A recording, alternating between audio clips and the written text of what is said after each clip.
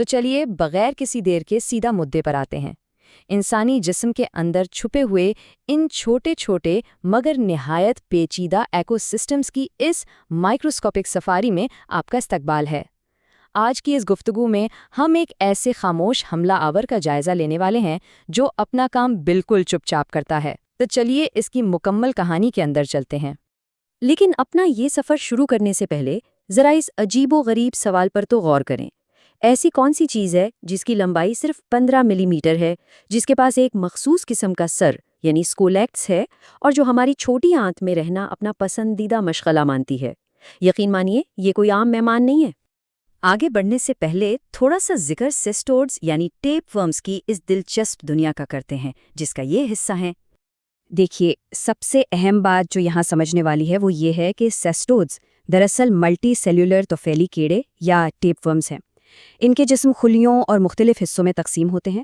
ان میں اپنا ایک مکمل تولیدی نظام ہوتا ہے، اور وہ جو مخصوص سر ہے نا جسے اسکولیکس کہتے ہیں، وہ بھی انہی کے پاس ہوتا ہے۔ اور سب سے مزے کی بات، یہ اکیلے زندہ نہیں رہ سکتے، انہیں زندہ رہنے کے لیے کسی دوسرے جاندار کے جسم میں ڈھلنا ہی پڑتا ہے۔ تو اب بات کرتے ہیں آج کی ہماری اس مائکرو سفاری کے مین کردار کی، یعنی ڈوارف ٹیپ ورم جسے ہائمنولپس نانا بھی کہا جاتا ہے۔ یہاں ایک بہت ہی حیران کن تضاد پایا جاتا ہے۔ بظاہر دیکھا جائے تو یہ پیراسائٹ بالکل چھوٹا سا ہے، لمبائی صرف 15 سے 25 ملی میٹر اور چوڑائی تو محض آدھی ملی میٹر، اسی لیے تو اسے ڈوارف یعنی بونا کہا جاتا ہے۔ مگر اس کا اثر وہ بالکل بھی چھوٹا نہیں ہے۔ یہ چھوٹا سا کیڑا جسم میں شدید الرجک ری ایکشنز اور نشوونما کے رک جانے جیسی بڑی تباہیاں مچا سکتا ہے۔ اب ذرا اس بات پر توجہ دیتے ہیں کہ جب یہ بن بلایا مہمان ہماری آنتوں میں پکا ڈیرا ڈال لیتا ہے تو آخر ہوتا کیا ہے؟ ظاہر ہے پیٹ میں درد، وزن میں کمی اور کمزوری جیسی علامات تو پریشان کرتی ہیں۔ اس کے علاوہ یہ خوراک کو ہضم کرنے میں رکاوٹ اور پروٹین کی کمی کا باعث بھی بنتا ہے۔ مگر، اور یہ بات شاید آپ کو حیران کرے، اس پیراسائٹ کے خلاف جسم کا سب سے عام اور فوری رد عمل معدے کا خراب ہونا نہیں بلکہ شدید قسم کی الرجک علامات کا ظاہر ہونا ہے۔ لیکن یہ سب شروع کہاں سے ہوتا ہے؟ آئیے اس کے اس عجیب و غریب لائف سائیکل پر نظر ڈالتے ہیں۔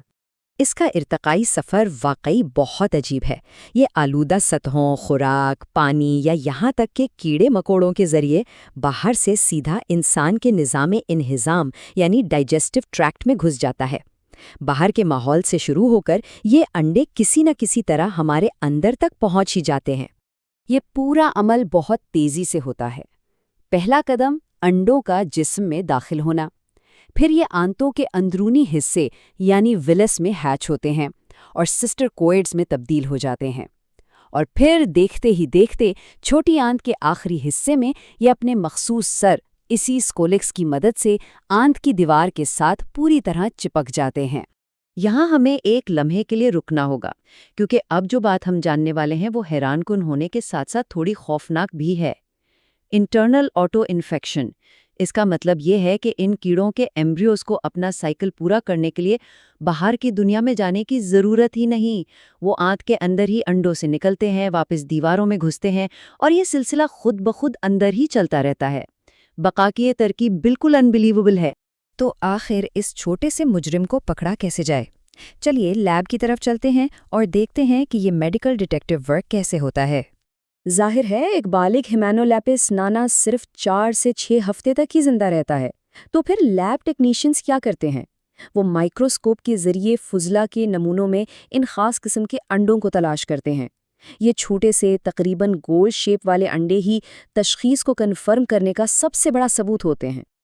ان انڈوں کی شناخت کے کچھ بہت ہی خاص نشانات ہیں، جیسے کہ ان کا سائز جو 45 مائکرومیٹر کے قریب ہوتا ہے۔ بیرونی جھلی پتلی ہوتی ہے جبکہ اندر والی موٹی۔ لیکن سب سے اہم چیز جو انہیں پکڑواتی ہے وہ ہیں ان کے کناروں سے نکلنے والے بالوں جیسے ریشے اور بالکل درمیان میں موجود پنکھے کی شکل کے چھوٹے چھوٹے کانٹے جنہیں ہوکلٹس کہتے ہیں۔ یہی وہ چیزیں ہیں جو بتاتی ہیں کہ ہم کس سے نپٹ رہے ہیں۔ اگر ذرا مزید غور سے دیکھا جائے تو ان دونوں دیواروں کے درمیان ایک جیلی نما مادہ بھی نظر آتا ہے۔ یہ ایک اور اہم سراغ ہے جو ہمارے ان لیب کے جاسوسوں کو بتاتا ہے کہ وہ اپنی تفتیش میں بالکل صحیح راستے پر ہیں۔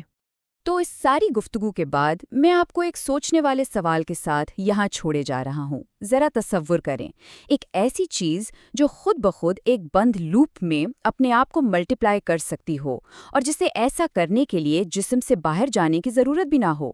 اگر اس بونٹ ٹیپ ورم کے اس اندرونی ایکو سسٹم کو بغیر کسی روک ٹوک کے ایسے ہی چھوڑ دیا جائے تو یہ وہاں اندر کیسا طوفان کھڑا کر سکتا ہے؟ سوچنے کی بات ہے نا؟